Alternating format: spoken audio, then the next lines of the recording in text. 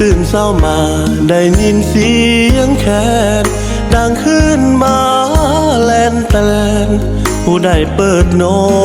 อยู่ข้างบ้านนานแล้วนะที่ได้มาอยู่ในเมืองทองคิดฮอดเด้พ่อแม่พี่น้องป่านนี้สิเป็นจังใดเหลียวเบิ่งแสงไฟ